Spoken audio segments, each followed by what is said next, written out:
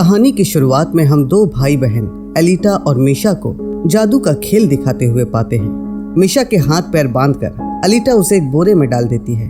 काफी देर तक कोई हरकत न होने पर लोग परेशान होने लगते हैं। तभी मीशा अचानक बोरे से बाहर निकलकर सबको चौंका देता है।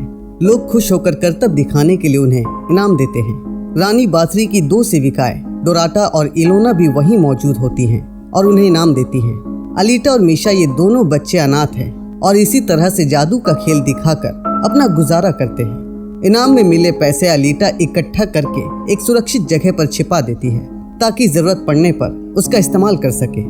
आगे हम देखते हैं कि राजा के गुप्तचर रानी बाथरी की चर्चा करते हैं। उनकी पदवी दिन प्रतिदिन ऊंची होती जा रही है, लेकिन उसके राज्य में बहुत से बच्चे गायब हो रहे हैं। भेड़िए हर रोज बच्चों को उठाकर ले जा रहे हैं और रानी बाथरी की तरफ से किसी भी तरह की कार्यवाही नहीं हो रही है। किंग मैथियस का खास एटलिया मामले की तह तक जाने का फैसला करता है। अगले दिन बच्चे उस जगह वापस जाते हैं जहां उन्होंने पैसे छिपाए थे। ढूंढने पर उन्हें फूटी कौड़ी नहीं मिलती है, क्योंकि उनके आने से पहले ही रानी बाथरी की सेविका डोराटा पैसे चुरा चुकी होती है। बच्चे परेशान हो जाते हैं। पूरे महीने की कमाई एक दिन में गायब हो जाती है। खाना खरीदने के लिए उनके पास पैसे नहीं होते हैं, इसलिए मीशा लोगों के जेब काटना शुरू कर देता है। पर अलीटा पकड़ी जाती है। एटलिया दोनों को धर लेता है। कारागार में बेयर मीशा को बेड़ियों में जकड़ने की कोशिश करता है, पर मीशा को जादू आता है। बड़ी ही आसानी से वो खुद को आजाद कर लेता है। ये देखकर बेयर के होश उड़ जाते हैं। वो दोबारा कोशिश करता है और मीशा फिर से खुद को मुक्त कर लेता है। बेयर परेशान हो जाता है। तभी मीशा उसे बेड़ियों की जगह रस्सी इस्तेमाल करने को कहता है। मीशा की बातें सुनकर बेयर मुस्कुराने लगता है और दोनों में दोस्ती हो जाती है।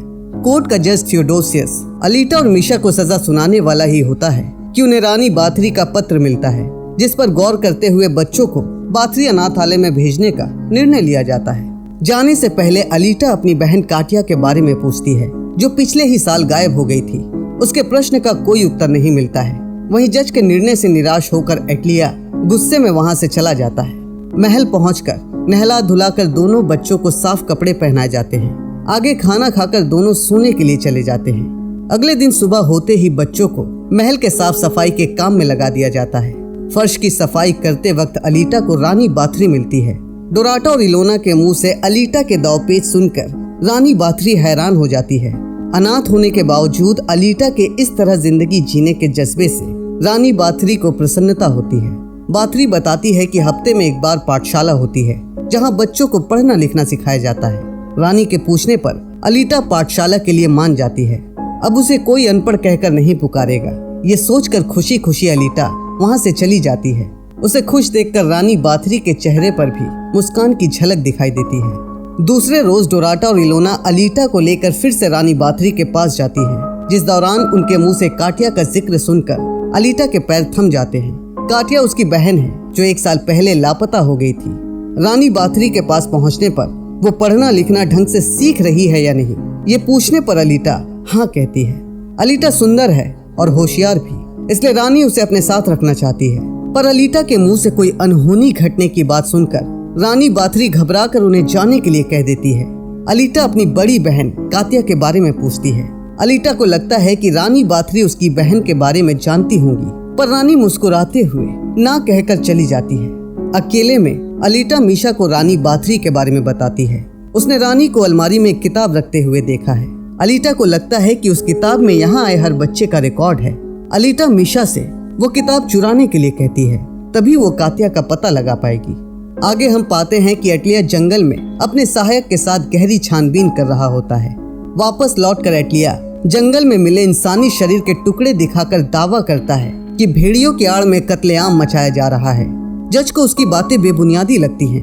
वो किसी तरह की बेवकूफी में पड़कर रानी बाथरी से उलझना नहीं चाहते हैं, जिस पर एक बार फिर से निराश होकर एटलिया वहां से चला जाता है।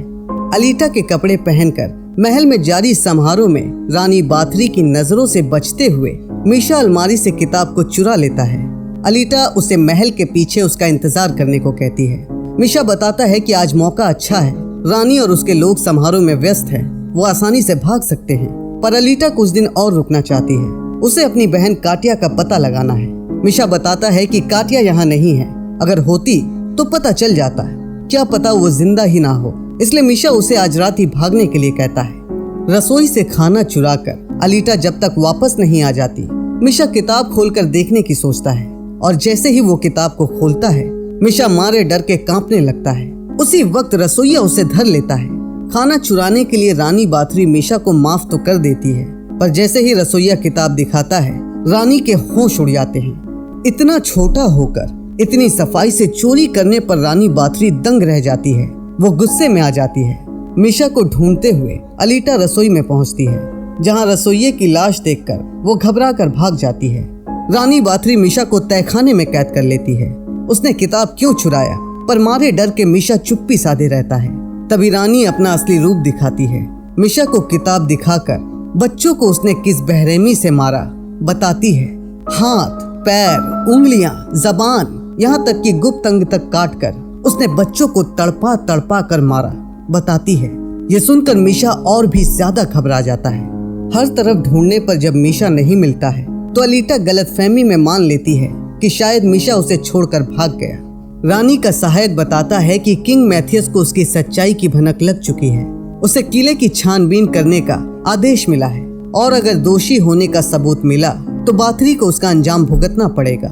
रानी इनाम देकर सहायक से सैनिकों को तैयार और तैनात करने को कहती है, ताकि जरूरत पड़ने पर जंग भी करना पड़े तो वो करेगी, पर किंग मैथियस के लोगों को छानबीन करने के लिए किले में घुसने नहीं देगी। तभी महल में अलीटा को उसकी बहन कातिया मिलती है। कातिया को जिंदा पाकर अलीटा की खोज मुकम्मल हो जाती है। मिशा कहाँ है पूछने पर अलीटा बताती है कि वो कल रात ही यहाँ से भाग निकला। कातिया कहती है कि अगर मिशा भागता तो रास्ते में उसे जरूर दिखता। उसे यकीन है कि मिशा अब भी महल में ही कहीं है। कातिया अलीटा को भागने के लिए कहती है और खुद मिशा को ढूंढने निकल पड़ती है। भागते वक्त रानी के नजर में आने से अलीटा सतर्क हो जाती है और छोड़े हुए जूते वापस लेने आने का नाटक करती है। बाथरी पूछती है कि उसी ने मिशा से किताब को चुराने के लिए कहा था। अलीटा समझ जाती है कि रानी को उस पर शक हो चुका है। रानी बताती है कि मिशा उसके कैद में है, वो भी जिंदा, पर जल्द ही वो उसे मार डालेगी। ये सुनकर अलीटा गुस्से में छुरा निकाल लेती है, पर रानी किसी तरह से उसे अपने गिरफ्त में ले लेती है और बताती है कि पहले दिन से ही वो अलीटा को खत्म कर देना चाहती थी, लेकिन आज उसे मारकर रानी अपनी इच्छा जरूर पूरी करेगी। उसी वक्त कातिया वहां पहुंच जाती है और रानी बाथरी पर हमला करके अलीटा को लेकर भाग जाती है। एकांत में अलीटा मिशा मिला या नहीं पूछती है। जवाब में कातिया ना कहती है, पर यह जान जाती है कि वो तहखाने से बच निकला है। अब तक कहाँ थी और वापस क्यों नहीं लौटी। अलीटा के पूछने पर कातिया उसे अपनी दास्तान सुनाती है। वहीं कड़ाके की सर्दी में नंगे पैर भटक रहा मिशा चक्कर खाकर गिर जाता है और किसी के हाथ लग जाता है। होश आने पर मिशा को पता लगता है कि बेयर ने ही उसकी जान बचाई। मिशा बेयर को रानी बाथरी की सच्चाई बताता है। उसकी बहन अलीटा की जान खतरे में है। वो कानून के सहारे उसे बचाने के लिए कहता है, पर उल्टे जज मिशा को मौत की सजा सुना देता है। पैसों के लिए ईमान बेचने वाले जज की सच्चाई जानकर बेयर उसे मार डालता है और मिशा को लेकर अलीटा को बचाने महल भागता है। अलीटा को बचाते बचाते कातिया इलोना के हाथों मारी जाती है, जिसके बाद इलोना अलीटा को जबरन रानी बाथरी के पास ले जाती है। वहीं एटलिया जज को सही निर्णय लेने के लिए मजबूर करता है और महल में हो रही कत्लेआम का पर्दाफाश करने को कहता है। रानी अलीटा को मारे उससे पहले अलीटा रानी बाथरी का भविष्य बताती है कि रानी राजपाट खोकर चार दीवारी में कैद होकर मौत की भीख मांगेगी, पर जिंदगी उसे मरने की इजाजत नहीं देगी। शरीर पर कोई घाव नहीं होगा, पर रक्त की धारा बहती रहेगी। बाथरी मौत के लिए तड़पेगी, पर मौत दूर खड़ी उसके तड़पने का आनंद लेगी। तभी महल में हाहाकार मच जाता है। सिपाही अपने आप मरने और जख्मी होने लगते हैं। सारे मरे हुए बदला लेने वापस लौट आए हैं। ये मानकर डोराटा निरंतर अपना जुर्म कबूल करने लगती है। वहीं सिपाहियों को घायल पाकर एटलिया भी हैरान रह जाता है। बाथरी अलीटा की जान ले तब तक बेयर पहुंच जाता है। वो बेयर ही था जिसने सारे सैनिकों को जख्मी किया। तभी अलीटा को मारने की जल्दबाजी में बाथरी मिशा को छुरा मार देती है। उसी वक्त एटलिया वहां आकर बाथरी को धर लेता है। छुरे के चोट से घायल होकर मिशा देखते ही देखते आंखें मूंद लेता है और हमेशा के लिए मौत की आगोश में चला जाता है। सैकड़ों बच्चों का बेरहमी से लहू बहाने के लिए 20 जजों का पैनल रानी बाथरी को उसी के महल में कैद करने की सजा सुनाते हैं, जहां ना तो रोशनी होती है और ना ही कोई उससे बात करता है। बाथरी के कुछ सहायकों का सर कलम कर दिया गया कुछ को जिंदा जला दिया गया और कुछ को काल कोठरी में मौत आने तक तड़पने के लिए छोड़ दिया गया। और आखिर में 4 सालों से दीवारों में कैद बाथरी की रहस्यमयी तरीके से मौत हो जाती है और एक क्रूर रानी की क्रूर कहानी का अंत हो जाता है।